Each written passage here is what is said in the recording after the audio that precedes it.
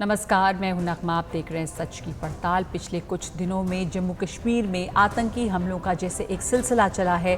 कठुआ में हमारे 5 जवान शहीद हुए हैं, डोडा में आतंकियों से मुठभेड़ हुई और उसके पहले कुलगाम में भारतीय सुरक्षा बलों ने 6 आतंकियों को मारा। बीते एक महीने के आतंकी हमलों और सुरक्षा बलों की कार्रवाई को देखें तो 9 जून को 10 श्रद्धालु रियासी में आतंकियों की गोलियों का निशाना बने थे। 26 जून को डोडा में 3 आतंकी सुरक्षा बलों के सर्च ऑपरेशन में मारे गए और 7 और 8 जुलाई को सुरक्षा बलों द्वारा 6 आतंकियों को कुलगाम में मारा गया।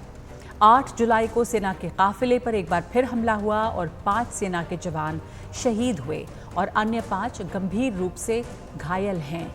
कुलगाम में जिन आतंकियों को भारतीय सुरक्षा बलों ने मार गिराया वो हिजबुल मुजाहिदीन से जुड़े थे। कठुआ में लेकिन जिन आतंकियों ने हमला किया वो कश्मीर टाइगर्स से जुड़े बताए जा रहे हैं। ये जैश ए मोहम्मद का एक हिस्सा है। रियासी के हमले के पीछे लश्कर के लोग बताए जा रहे थे। यानी बीते 2 दशक से जिन आतंकी संगठनों को हम झेल रहे थे और पीछे धकेल रहे हैं वो बार बार सामने आ रहे हैं। और दूसरी बात ये कि 370 की समाप्ति के बाद बार बार ये कहा जा रहा था कि घुसपैठ खत्म हुई है और आतंकवाद ढलान पर है, लेकिन ये हमले तो कुछ और ही बता रहे हैं। एक तीसरी बात भी है जिस पर ध्यान देने की ज़रूरत है।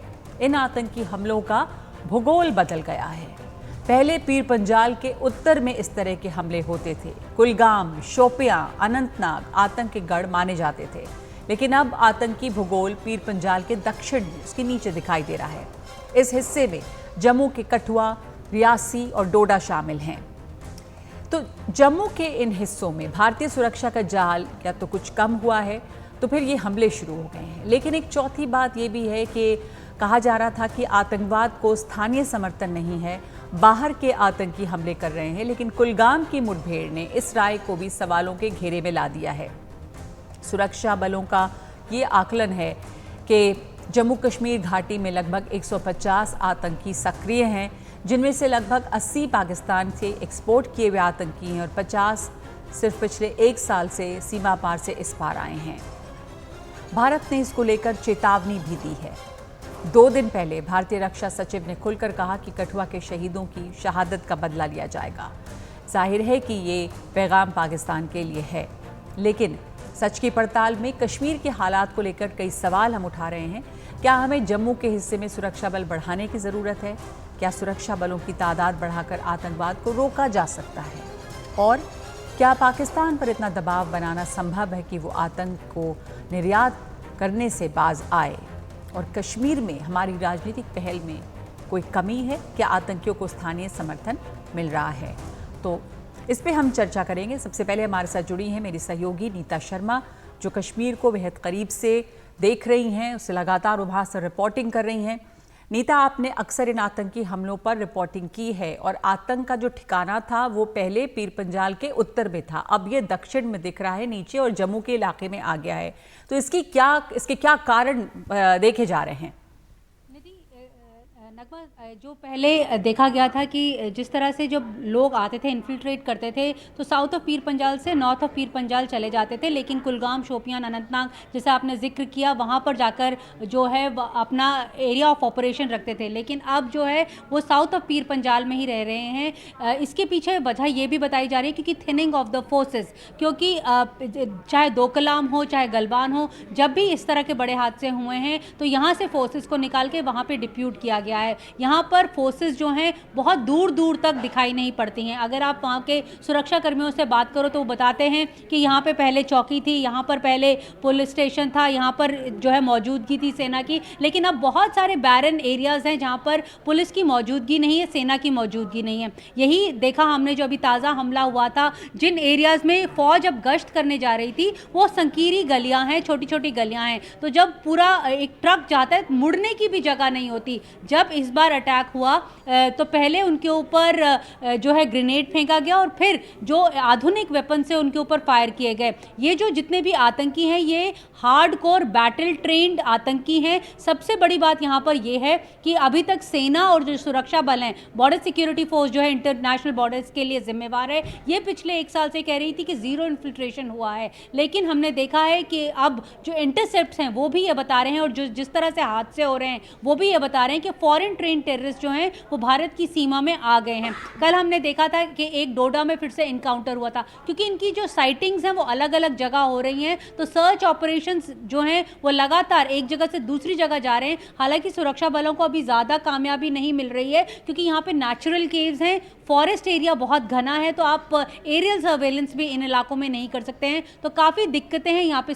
सिक्योरिटी ऑडिट भी हुआ था, MHA द्वारा ये सिक्योरिटी ऑडिट किया गया था जिससे पता चला था कि कहाँ पे लैप्सेस हैं और कहाँ पर और सिक्योरिटी लगाने की ज़रूरत है। लेकिन सबसे बड़ी चिंता की बात यही है कि अगर आप सिक्योरिटी कहीं से निकाल के यहाँ पे लगाओगे, अभी अमरनाथ यात्रा चल रही है, तो ऐसे में जो टेरर का जो एक रडार है या कहीं जो टेरर का एक ग्राफ है, एक जगह से निकाल के आप दूसरी जगह डिप्यूट भी नहीं कर सकते हो। नगमा जी, धन्यवाद आपका नीता। आपने बहुत महत्वपूर्ण बात उठाई है कि जो सुरक्षा बल हैं वो अगर एक जगह पे हैं, उनको वहां से हटा के आप दूसरी जगह नहीं कर सकते, तो क्या फिर इसको और ज़्यादा बढ़ाने की ज़रूरत है? क्या ये इलाके ऐसे थे जहां पर हमारी सुरक्षा बलों की तादाद कम थी और इसलिए यहाँ पे हमले हो रहे हैं? तो हमारे साथ लेफ्टिनेंट जनरल अता हसनैन हैं और मेजर जनरल अश्विनी सिवाच हैं।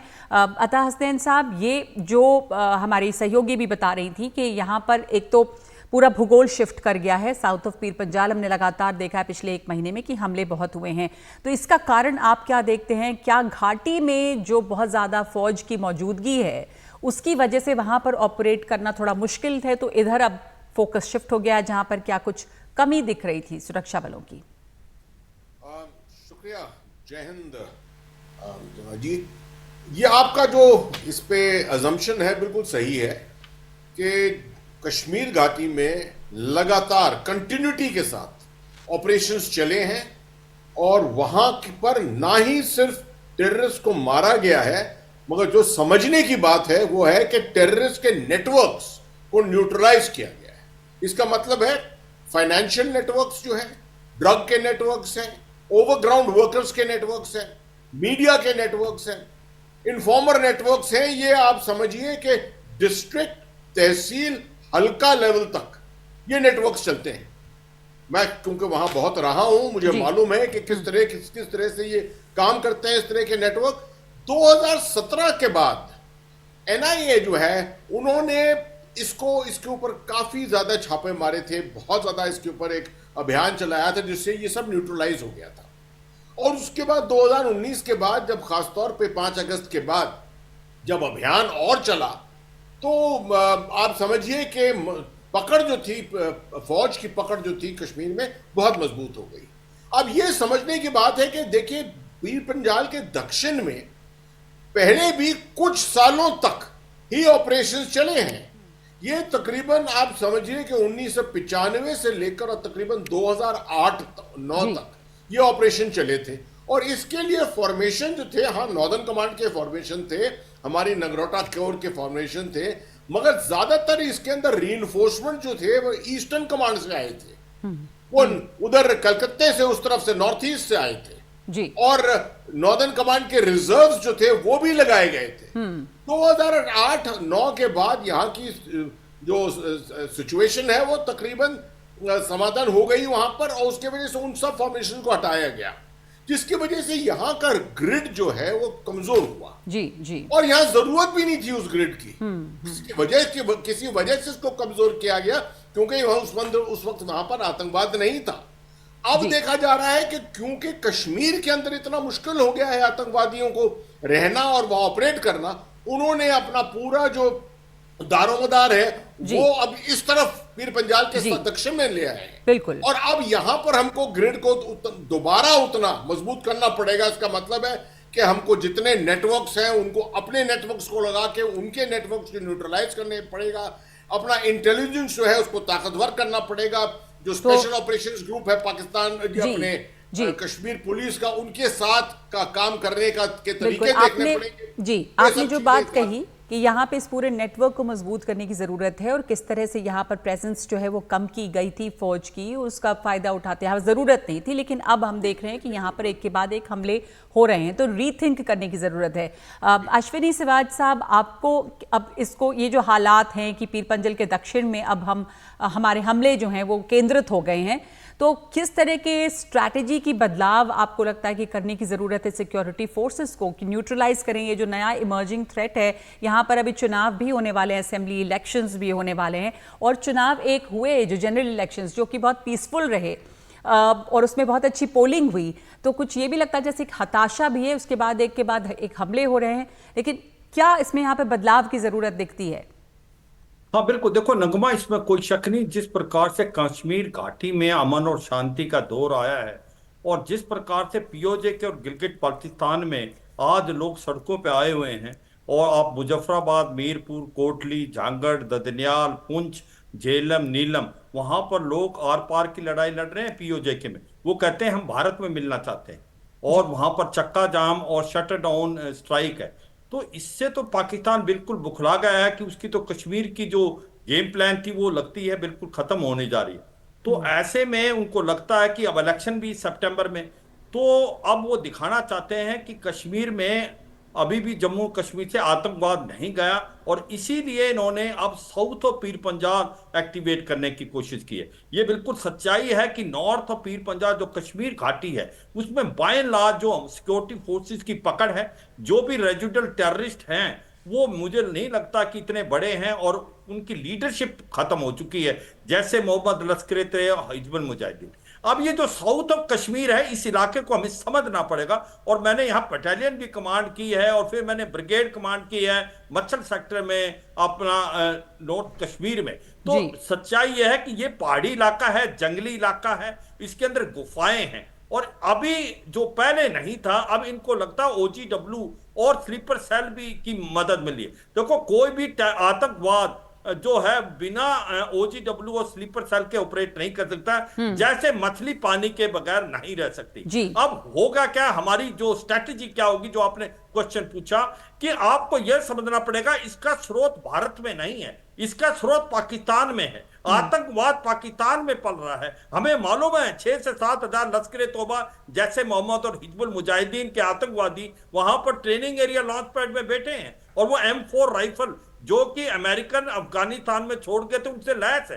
तो मतलब यह है कि हमने अपनी तरफ तो सब कुछ कार्रवाई करनी है जो हम कश्मीर घाटी में कर रहे हैं। हमने अपना काउंटर इन्फिल्ट्रेशन ग्रिड पुख्ता करना है, लाइन ऑफ कंट्रोल पे भी और इंटरनेशनल बॉर्डर पे। आपको मैं ये बताना चाहूंगा, इंटरनेशनल बॉर्डर इसका थोड़ा सा अलग है। यहां जब सांबा है, जम्मू है, कठुआ है, वहां पर सीजनल नाले हैं, नाले के कारण वहां पर फेंस लगाना बड़ा मुश्किल है। और दूसरा, हमें काउंटर टेररिज्म के लिए अपने ट्रुप्स और लाने पड़ेंगे। राष्ट्रीय राइफल जो यहाँ से जो ट्रुप्स निकाल लिए थे उनको हमें लाके हमें प्रोएक्टिव स्टेप। मैं एक ही चीज नगमा, मुझे लगता है वो समय आ गया कि ये जो सीज फायर हुआ है भारत और पाकिस्तान के बीच में 2021 में, उसको एब्रोगेट करें। आप जो भी पोस्ट पाकिस्तान की आतंकवाद को फैसिलिटेट कर रही है भेजने के लिए, उसका नामो निशान मिटा दे। हमने ये कार्रवाई करके देखी कश्मीर। बिल्कुल, अभी भी कहा गया है ये अभी भी कहा गया है कि जो शहादत हुई है उसका बदला लिया जाएगा। मैं आपने जो बात कही है, एक तो पूरी स्ट्रैटेजी को रीथिंक करना, हमारे फोर्सेस को वहाँ वापस लाना। अतः हसैन, ये जो कहा जा रहा था कि सपोर्ट, अभी अश्विनी सिवाज जी ने भी कहा कि पाकिस्तान में इसका सोर्स है, लेकिन यहाँ पे इसको सपोर्ट अब कितना मिल रहा है? क्योंकि ये लग रहा था कि यहाँ लोकल सपोर्ट नहीं है, स्लीपर सेल्स लेकिन हैं अभी भी। इसके क्या लगता है, ये जो अभी हाल में हुए हैं हादसे, उससे यही लग रहा है कि यहाँ पर अभी भी मौजूद है कुछ सपोर्ट, या बढ़ रहा है वापस सपोर्ट? और कुछ राजनीतिक पहल में क्या कमी है? आतंकियों को क्या स्थानीय समर्थन मिल रहा है? देखिए, यहाँ की स्थिति जो है वो ये है कि तकरीबन 25 से 30-35 टेररिस्ट जो हैं वो इस इलाके में तकरीबन 150 से 200 किलोमीटर की अंदाजा लगा सकते हैं कि उस इलाके में फैले हुए हैं। बहुत छोटे छोटे टुकड़ियों में है ये, और इनका सपोर्ट ओवरग्राउंड वर्कर्स के नेटवर्क के जरिए मिलता है इनको। आमतौर पर यह सवाल पूछा जाता है कि ये जो है टेररिस्ट तो मुसलमान हैं, ये ज्यादातर हिंदू इलाका है, यहां पर कैसे इनको सपोर्ट मिलता है जी। मगर इनको सपोर्ट यहाँ नेटवर्क्स के जरिए तब भी मिलता है, पैसे का भी खेल यहाँ पर बहुत ज्यादा खेला जाता है, जिसकी वजह से इनको ये सपोर्ट मिलता है। और ये बड़े रगड टेररिस्ट होते हैं, रह सकते हैं इन पहाड़ों में, बहुत कम पानी, बहुत कम खाने पीने की इनको जरूरत है। तो हमको जो है इस इलाके में न्यूट्रलाइज करने के लिए एक तो अपने इंटेलिजेंस को बढ़ाना ही पड़ेगा, जैसे पहले मैंने बताया आपको, और यहाँ के नेटवर्क्स को जो है उनको न्यूट्रलाइज करना पड़ेगा। बिल्कुल, आपने कहा कि यहाँ पे नेटवर्क को न्यूट्रलाइज करने की ज़रूरत है और स्थानीय समर्थन अभी भी, क्योंकि मर्सनरीज पैसों का काफ़ी लेन देन यहाँ पर होता है और इसलिए सपोर्ट तो यहाँ पर मिल ही रहा है। माफ़ कीजिएगा, हमारे पास इस वक्त इतना ही वक्त है इस पर चर्चा करने के लिए, लेकिन ये जो एक पूरी बात है कि इसको न्यूट्रलाइज करने के लिए एक रीथिंक करने की ज़रूरत है, वो उभर के सामने आ रही है, इसका फ़ायदा अभी आतंकी बल उठा रहे हैं। बहुत धन्यवाद हमारे साथ जुड़ने के लिए लेफ्टिनेंट जनरल अता हसनैन और अश्विनी सिवाच, बहुत बहुत धन्यवाद आप दोनों का। एक ब्रेक ले रहे हैं इस वक्त हम छोटा सा, और उसके बाद लौट कर आएंगे तो देखेंगे एक झलक ऑस्ट्रिया की, जहां मौजूद है प्रधानमंत्री मोदी।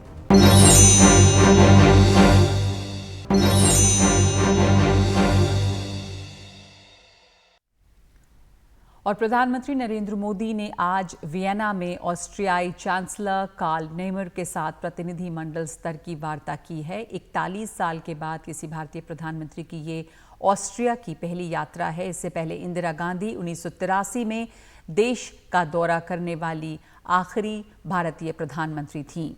वार्ता के बाद साझा घोषणा पत्र जारी करते हुए पीएम मोदी ने कहा कि चांसलर नेमर के साथ उनकी विश्व में चल रहे विवादों, चाहे वो यूक्रेन में संघर्ष हो या पश्चिम एशिया की स्थिति, सभी पर विस्तार से बात हुई। पीएम ने कहा कि मैंने पहले भी कहा है कि ये युद्ध का समय नहीं है।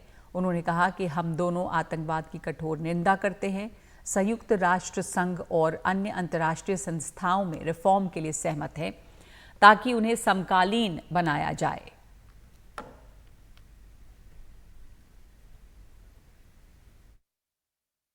आज मेरे और चांसलर नेमर के बीच बहुत सार्थक बातचीत हुई।